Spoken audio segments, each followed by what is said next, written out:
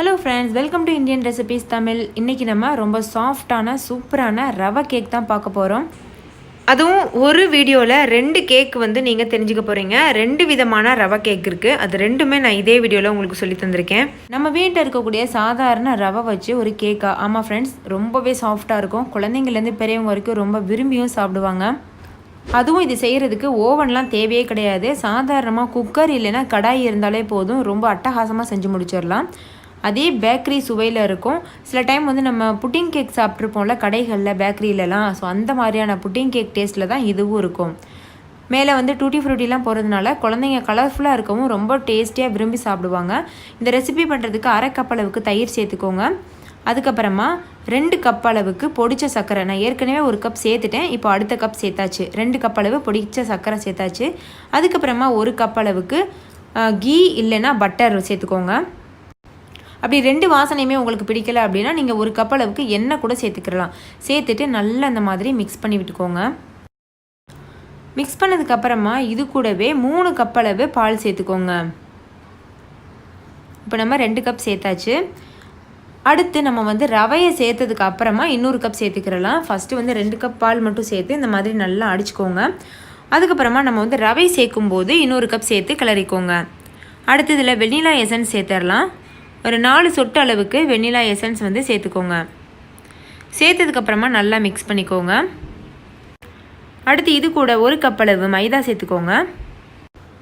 அடுத்து 2.5 கப் அளவு ரவை சேர்த்துக்கோங்க. நீங்கள் எந்த கப்பில் சீனி இதெல்லாம் அளக்குறீங்களோ அதே கப்பில் மற்ற எல்லா இன்க்ரீடியண்ட்டும் அளந்துக்கோங்க. அப்போ தான் கரெக்டாக வரும். ரவையும் சேர்த்ததுக்கப்புறமா நல்லா மிக்ஸ் பண்ணிக்கோங்க. பாருங்கள், இப்போ நல்லா மிக்ஸ் பண்ணியாச்சு. இந்த கன்சிஸ்டன்சியில் தான் இருக்கணும் நம்மளுடைய கேக்கு மாவு. பாருங்கள், இந்த மாதிரி நம்ம விஸ்கில் தூக்கி ஊற்றும் போது எப்படி விழுந்துச்சு பார்த்தீங்கல்ல, அது கரெக்டான கன்சிஸ்டன்சி. அதுக்கப்புறமா ஒரு அரை டீஸ்பூன் அளவுக்கு பேக்கிங் பவுடர் சேர்த்துக்கோங்க. அதுக்கப்புறமா ஒரு 1/4 டீஸ்பூன் அளவுக்கு பேக்கிங் சோடா சேர்த்துக்கோங்க. சேர்த்துட்டு மறுபடியும் நல்லா மிக்ஸ் பண்ணிக்கோங்க. அதுக்கு முன்னாடி ஒரு கைப்பிடி அளவு டூட்டி ஃப்ரூட்டி சேர்த்துக்கோங்க. இடையில அந்த டூட்டி ஃப்ரூட்டி கடிபட்டுச்சுன்னா ரொம்பவே அட்டகாசமாக இருக்கும். இப்போ இதெல்லாத்தையும் சேர்த்து நல்லா மிக்ஸ் பண்ணிக்கோங்க. மிக்ஸ் பண்ணதுக்கப்புறமா இந்த மாதிரி ஒரு கேக் ட்ரேயில் நெய் தடவி வச்சுக்கோங்க சுற்றிலும் எல்லா பக்கட்டும். அதுக்கப்புறமா நம்ம செஞ்சு வச்சுருக்கோம்ல கேக் மாவு, அதை இதில் சேர்த்துடலாம். கேக் மாவை சேர்த்ததுக்கப்புறமா நம்ம கடாயில் இதை தூக்கி வச்சிடலாம். பாருங்கள், இந்த மாதிரி கடாயில் வச்சுருக்கேன். கீழே பாருங்கள், உப்பும் ஸ்டாண்டும் வச்சுருக்கேன். கடாயை ப்ரீஹீட் பண்ணிக்கோங்க. மூடி போட்டு மூடி ஒரு 10 நிமிஷம் ஹீட் பண்ணிக்கோங்க. ஹீட் பண்ணதுக்கு அப்புறமா தான் நம்ம கேக் ட்ரேயை தூக்கி வைக்கணும். அப்போ தான் நம்முடைய கேக் நல்லா சாஃப்டாக வரும். இப்போது இதை ஏர் டைட்டாக மூடி போட்டு மூடி வைங்க. ஏர் டைட்டான மூடி போட்டு மூடி இருந்தால் மட்டுமே மேலேயும் கலர் வரும், கேக்குக்கு மேலேயும். அப்படி இல்லைன்னா கீழே மட்டும்தான் ப்ரௌன் கலரில் இருக்கும். இப்போ மேலாப்பில் கொஞ்சம் போல் டூட்டி ஃப்ரூட்டி சேர்த்துடலாம். இப்போ மூடி போட்டு மூடி லோ ஃப்ளேமில் வச்சு 35 நிமிஷம் நம்ம வேக வைக்கலாம். இப்போ இந்த மூடி கடாய்க்கு ரொம்ப ஏர் டைட்டாலாம் இல்லை. அதனால் என்னுடைய கேக்குக்கு மேலே கலர் வரலை, ஒயிட் கலராகவே இருக்குது. ஆனால் நீங்கள் ஏர் டைட்டாக மூடினீங்கன்னா கண்டிப்பாக மேலே ஒரு ப்ரௌன் கலரில் வரும். கடைகள்லாம் கிடைக்கும்ல, அந்த மாதிரி. ஓகே ஃப்ரெண்ட்ஸ், இப்போ பாருங்கள் 35 நிமிஷம் ஆகிடுச்சு. நம்மளுடைய கேக் சூப்பராக தயாராகிடுச்சு. இப்போ ஒரு சின்ன கத்தி வச்சுட்டு குத்தி பாருங்கள். கேக் நல்லா ஒட்டாமல் வந்திருக்குது இல்லை, கேக் சூப்பராக தயாராகிடுச்சு. இதை இப்போ நம்ம வெளியில் எடுத்துடலாம். நீங்களே பார்த்துருப்பீங்க ஃப்ரெண்ட்ஸ், எவ்வளோ ரொம்ப ஈஸியாக இருந்ததில்ல. அதே போல் ரொம்ப சாஃப்டாக கடையில் கிடைக்கக்கூடிய புட்டிங் கேக் மாதிரி இருக்கும். ஸோ கண்டிப்பாக மிஸ் பண்ணிடாமல் செஞ்சு பாருங்கள். செஞ்சு பார்த்துட்டு உங்களுடைய குழந்தைங்கள்லாம் எப்படி விரும்பி சாப்பிட்டாங்கன்னு கமெண்ட்டில் என் கூட ஷேர் பண்ண மறந்துடாதீங்க. இப்போ நான் கட் பண்ணி காமிக்கிறேன் பாருங்கள், எவ்வளோ சாஃப்டாக இருக்குது பாருங்கள். நீங்கள் இதை பர்த்டேக்கு கூட செய்யலாம். மேலே கொஞ்சமாக க்ரீம் மட்டும் தடவுனீங்க அப்படின்னா கண்டிப்பாக இது பார்க்குறதுக்கு பர்த்டே கேக் மாதிரியே இருக்கும். குழந்தைங்களும் நம்ம அம்மா செய்தது அப்படின்னு சொல்லி ரொம்ப என்ஜாய் பண்ணி சாப்பிடுவாங்க. இப்போது 2வது விதமான ரவை கேக்கை எப்படி செய்கிறதுன்னு பார்க்கலாம். ரொம்ப ஈஸியான கேக் ரெசிபி, பிகினர்ஸ் கூட ரொம்ப ஈஸியாக செஞ்சிடலாம்.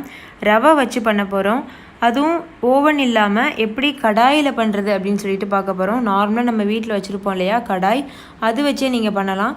நம்ம சைடு பேக்கரியிலலாம் புட்டிங் கேக் அப்படின்னு சொல்லிட்டு ஒன்று கொடுப்பாங்கல்ல, அந்த கேக் தான் இது. நல்ல ஜூஸியாக, நல்ல சாஃப்டாக, ரொம்பவே சூப்பராக இருக்கும். சாப்பிட்றதுக்கு ரொம்ப டேஸ்ட்டாக இருக்கும். ஹனி கேக் மாதிரி இருக்கும்னு சொல்லலாம். பாருங்கள் எவ்வளோ ஜூஸியாக, எவ்வளோ சாஃப்டாக இருக்குன்ட்டு. வாங்க இந்த கேக் எப்படி செய்கிறதுன்னு வீடியோக்குள்ளே போய் பார்க்கலாம். இந்த கேக் செய்கிறதுக்கு ஃபஸ்ட்டு 2 முட்டையை ஒரு மிக்சிங் பவுலில் உடச்சி சேர்த்துக்கோங்க. அடுத்தது அதில் ஒரு 1/4 டீஸ்பூன் அளவுக்கு உப்பு சேர்த்துக்கோங்க. அதுக்கப்புறமா ஒரு 1/4 டீஸ்பூன் அளவுக்கு வெனிலா எசன்ஸ் சேர்த்துக்கோங்க. அடுத்தது ஒரு 50 கிராம் சுகர் சேர்த்துக்கோங்க. வெள்ளை கலர் சர்க்கரை வந்து சேர்த்துக்கோங்க 50 கிராம். இதுக்கு பதிலாக நீங்கள் ப்ரௌன் சுகர் கூட சேர்த்துக்கலாம். இது எல்லாத்தையும் சேர்த்து ஒரு பீட்ரு வச்சு, எலக்ட்ரிக் பீட்ரு வச்சு நல்லா அந்த மாதிரி பீட் பண்ணிக்கோங்க. எலக்ட்ரிக் பீட்டர் இல்லை அப்படின்னா விஸ்க் வச்சு நீங்கள் பண்ணிக்கலாம், அப்படி இல்லைன்னா மிக்சியில் கூட பண்ணிக்கலாம். இந்த எலக்ட்ரிக் பீட்டர் உங்களுக்கு வேணும் அப்படின்னா ஆன்லைனில் கிடைக்கிது, ரொம்ப மலிவான ரேட்டு கிடைக்கிது. இந்த வீடியோ கீழே இருக்க டிஸ்கிரிப்ஷன் பாக்ஸில் உங்களுக்கு நான் லிங்க் தரேன், நீங்கள் போய்ட்டு வாங்கிக்கோங்க. நான் இந்த பீட்ரு வாங்கி 2 வருஷம் ஆகுது. இது நல்லா உழைக்கிது, எந்த ஃபால்ட்டும் வரல. ஸோ தைரியமாக நீங்கள் வாங்கலாம். இது நல்லா பீட் பண்ணியாச்சு. இதுக்கப்புறமா பாருங்கள், இந்த மாதிரி தான் இருக்கும். நம்ம பீட் பண்ணதுக்கப்புறமா ஒரு 2 நிமிஷம் நல்லா பீட் பண்ணணும், ஹை ஸ்பீடில் வச்சு. நல்லா ஃப்ளஃபியாக வந்திருக்கு பாருங்கள். அடுத்து வேறு ஒரு மிக்சிங் பவுல் எடுத்துக்கோங்க. அதில் 150 கிராம் ரவை சேர்த்துக்கோங்க. சொல்கிற அளவுகள் எல்லாமே கரெக்டாக சேர்த்துக்கோங்க, உங்களுக்கும் என்ன மாதிரியே சூப்பரான கேக் வரும். அதுக்கப்புறமா அதில் ஒரு 40 கிராம் அளவுக்கு மைதா மாவு சேர்த்துக்கோங்க. அதுக்கப்புறமா 4 கிராம் அளவுக்கு பேக்கிங் பவுடர் சேர்த்துக்கோங்க. இப்போ இது எல்லாத்தையும் சேர்த்து நல்லா மிக்ஸ் பண்ணி விட்டுக்கோங்க. பாருங்கள், நல்லா மிக்ஸ் பண்ணியாச்சு. இப்போது நம்ம இந்த மிக்ஸ் பண்ண எல்லாத்தையுமே நம்ம ஆல்ரெடி பீட் பண்ணி வச்சுருக்கோம் இல்லையா முட்டை கலவை, அதில் வந்து நம்ம நல்லா சேர்த்துக்கிறலாம். அடுத்தது ஒரு 50 ml அளவுக்கு நெய் இல்லைன்னா எண்ணெய் சேர்த்துக்கோங்க. சேர்த்துட்டு மறுபடிக்கும் எலக்ட்ரிக் பீட்டர் வச்சு நல்லா ஒரு 2 நிமிஷத்துக்கு பீட் பண்ணி எடுத்துக்கோங்க. இப்போது இதை நல்லா பீட் பண்ணியாச்சு. இதில் 2 ஸ்பூன் அளவுக்கு காய்ச்சின பால் சேர்த்துக்கோங்க. சேர்த்துட்டு மறுபடிக்கும் நல்லா பீட் பண்ணி எடுத்துக்கோங்க. இப்போ பாருங்கள் ஃப்ரெண்ட்ஸ், நல்லா இதை வந்து பீட் பண்ணி எடுத்தாச்சு. இதை ஒரு பேக்கிங் ட்ரேயில் வந்து சேர்த்துக்கோங்க. பேக்கிங் ட்ரேயில் உங்களுக்கு பட்டர் பேப்பர் இருந்தது அப்படின்னா அது போட்டுட்டு அது மேலே வந்து நெய் இல்லைன்னா எண்ணெய் தடவி நல்லா க்ரீஸ் பண்ணி வச்சுக்கோங்க. அதில் நம்ம வந்து செய்து வச்சுருக்க மாவு கலவையை வந்து சேர்த்துடலாம். உங்கள்கிட்ட இந்த மாதிரி ட்ரே இல்லை அப்படின்னா டிஃபன் பாக்ஸ் இல்லைன்னா நல்ல ஒரு சப்பட்டையான கிண்ணம் இது மாதிரி கூட நீங்கள் யூஸ் பண்ணிக்கலாம்.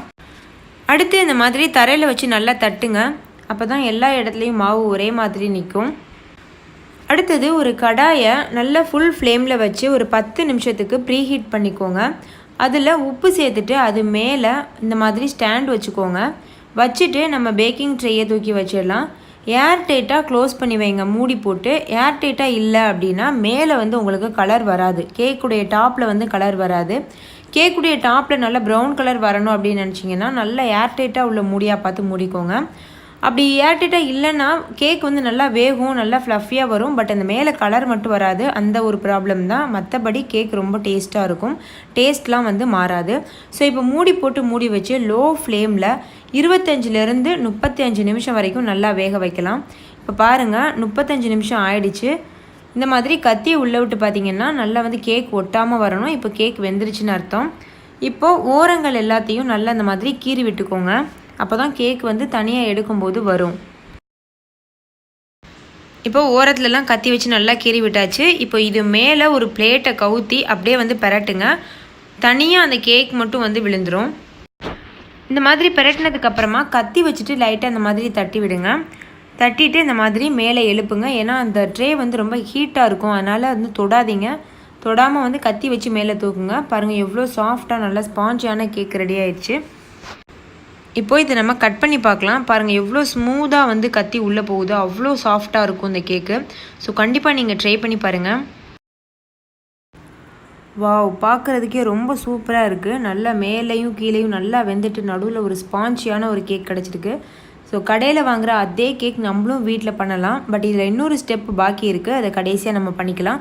அப்போ தான் இந்த ஸ்வீட்டுடைய முழுமையான ஒரு சுவை வந்து நம்மளுக்கு கிடைக்கும். அதுக்கு நம்ம சர்க்கரை பாகு வந்து காய்ச்ச போகிறோம்.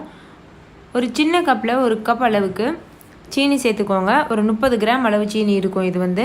அதுக்கப்புறமா இந்த சீனி முங்குற அளவுக்கு தண்ணி சேர்த்துக்கோங்க. தண்ணி சேர்த்துட்டு நல்லா வந்து இந்த சீனி கரையிற வரைக்கும் கிளறிட்டே இருங்க. அவ்வளோதான், கரைஞ்சதுக்கப்புறம் நீங்கள் வந்து ஸ்டவ் ஆஃப் பண்ணிடலாம். ஒரு ஃப்ளேவருக்காக கொஞ்சம் போல் ஒரு 2 பிஞ்ச் அளவுக்கு ஏலக்காய் தூள் சேர்த்துக்கோங்க. அப்படி இல்லை உங்களுக்கு லெமன் ஃப்ளேவர் பிடிக்கும் அப்படின்னா நீங்கள் லெமன் கூட பிழிஞ்சு விட்டுக்கலாம். இதை வந்து இப்போ நல்லா வந்து கரைய வைக்கலாம். பாருங்கள் ஃப்ரெண்ட்ஸ், சுகர் சிரப் வந்து ரெடி ஆயிடுச்சு. இந்த சமயத்தில் ஸ்டவ் ஆஃப் பண்ணிவிட்டு சூடாக இருக்கும்போதே இந்த கேக் மேலெலாம் நம்ம வந்து ஊற்றிடலாம். பாருங்கள், இந்த மாதிரி நல்லா வந்து அந்த கேக் நனைகிற மாதிரி ஊற்றி விடுங்க. நம்ம கட் பண்ணுறதுக்கு முன்னாடியே அந்த பேக்கிங் ட்ரேயில் இருந்துச்சு இல்லையா, அந்த சமயத்துலேயே வந்து நம்ம சிரப்பை ஊற்றலாம். பட் அது லேட் ஆகும், அந்த கேக் உறிஞ்சிறதுக்கு லேட் ஆகும். அதுக்காக தான் நான் அந்த மாதிரி கட் பண்ணிவிட்டு ஆட் பண்ணுறேன். இதுவும் நல்ல டேஸ்ட்டாக இருக்கும். ஓகே ஃப்ரெண்ட்ஸ், இப்போ பாருங்கள் நம்மளுடைய கேக் முழுமையாக ரெடி ஆயிடுச்சு. ஸோ கண்டிப்பாக நீங்களும் வீட்டில் ட்ரை பண்ணி பாருங்கள். இதனுடைய சுவை வந்து பார்த்திங்கன்னா பல மடங்கு அதிகமாக இருக்கும். அவ்வளோ டேஸ்ட்டாக இருக்கும். நீங்கள் கடையில் வாங்கி சாப்பிட்ற ஹனி கேக் மாதிரி, புட்டிங் கேக் மாதிரியே இருக்கும். இது வந்து நம்ம சட்டுன்னு செஞ்சு முடிச்சிடலாம். ஓவன் இருக்கணும் அப்படின்ற அவசியமே இல்லை. ஸோ கண்டிப்பாக ட்ரை பண்ணி பாருங்கள். ட்ரை பண்ணிவிட்டு உங்களோட எக்ஸ்பீரியன்ஸ் எப்படி இருந்ததுன்னு கமெண்ட்டில் என் கூட ஷேர் பண்ண மறந்துடாதீங்க. இந்த வீடியோ உங்களுக்கு பிடிச்சிருந்தா லைக் பண்ணுங்கள். உங்கள் ஃப்ரெண்ட்ஸ் கூட நிறைய ஷேர் பண்ணுங்கள். ஸோ அவங்களும் பார்த்து பயன்பெறட்டும். இன்னொரு சூப்பரான ரெசிபியோடு நான் உங்களை சந்திக்கிறேன். அதுக்கு முன்னாடி சேனலை சப்ஸ்கிரைப் செய்யாத நண்பர்கள் சப்ஸ்கிரைப் செய்துக்கோங்க. தேங்க்யூ, பாய்.